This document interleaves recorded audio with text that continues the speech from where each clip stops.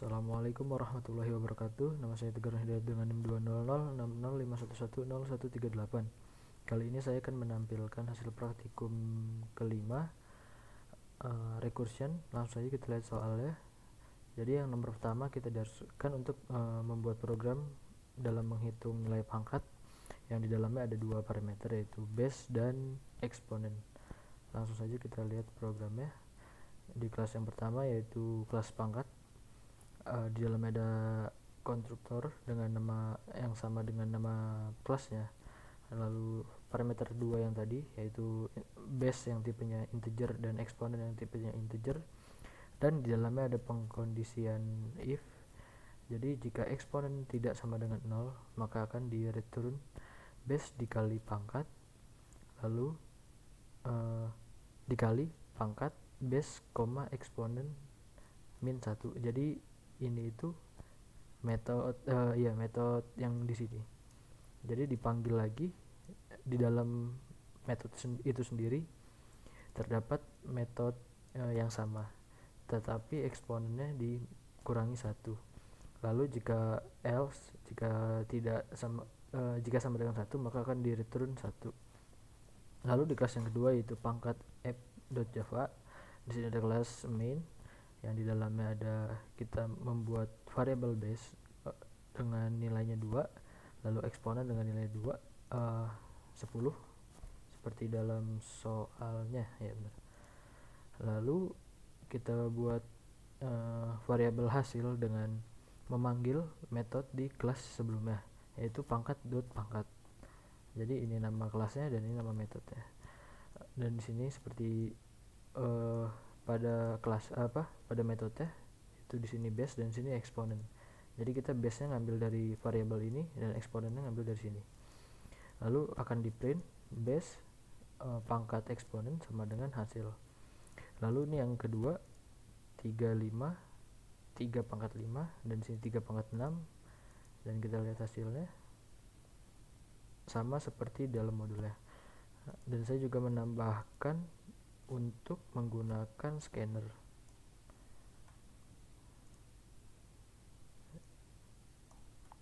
Jadi jika menggunakan scanner ini kita membuat dua scanner, yaitu scanner base dan scanner eksponen. Lalu di dalam ada perulangan while, jika true maka akan di print di sini masukkan angka. Lalu di sini untuk scanner yang pertama yaitu mengambil base-nya, lalu scanner yang kedua mengambil eksponennya.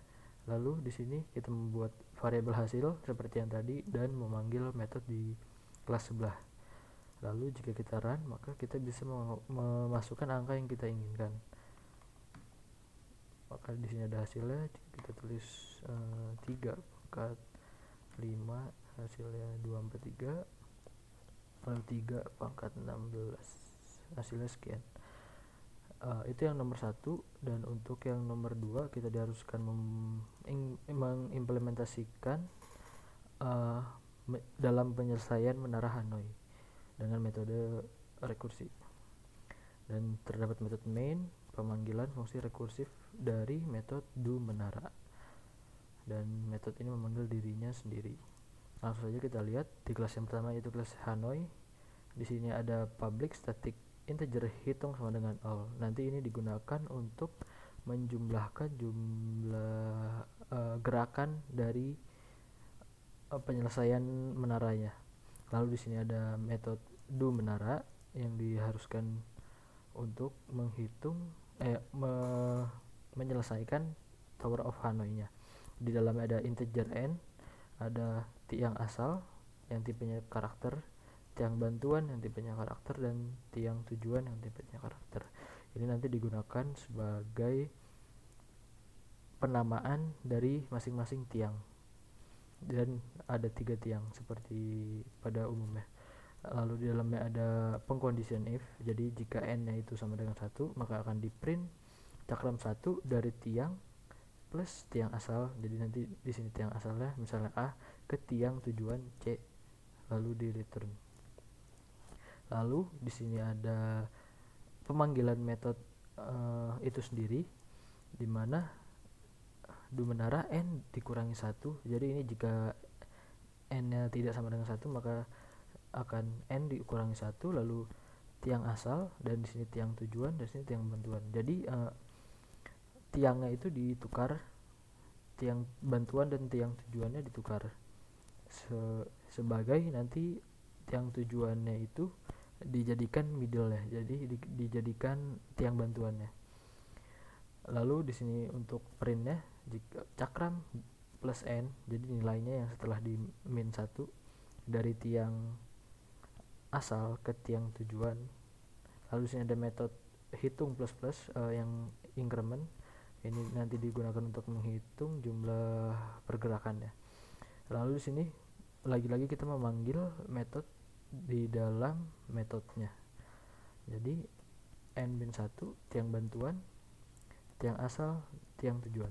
Jadi ini diubah lagi, yang tadinya di sini tiang asal menjadi tiang bantuan, yang di sini tadinya tiang bantuan menjadi tiang asal, dan di sini tiang tujuan tetap di tiang tujuan. Karena tiang asalnya akan dijadikan middle atau tower yang tengahnya. Lalu di sini ada hitung increment lagi untuk menghitung jumlah pergerakannya. Dan di kelas yang kedua yaitu Hanoi app, di sini ada method main.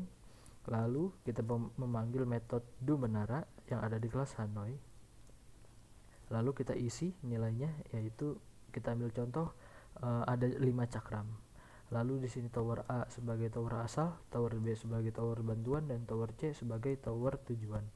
Lalu di sini kita membuat variabel hitung dengan memanggil metode di sini public static in hitung. Lalu hitung mengalami increment, lalu di sini print untuk menghitung jumlah langkahnya. Lalu kita mulai programnya. Jadi cakram 1 dari tiang A pindah ke tiang C, 2A ke B, dan seterusnya. Dan di sini ada jumlah langkahnya yaitu 31. Dan jika kita ganti ke cakram 4, maka di sini berubah juga jumlah langkahnya 15, yaitu jumlah minimal yang bisa dikerjakan. Jadi tidak mungkin bisa kurang dari 15. Mungkin cukup sekian penjelasan dari praktikum yang kelima. Kurang dan lebihnya mohon maaf. Wassalamualaikum warahmatullahi wabarakatuh.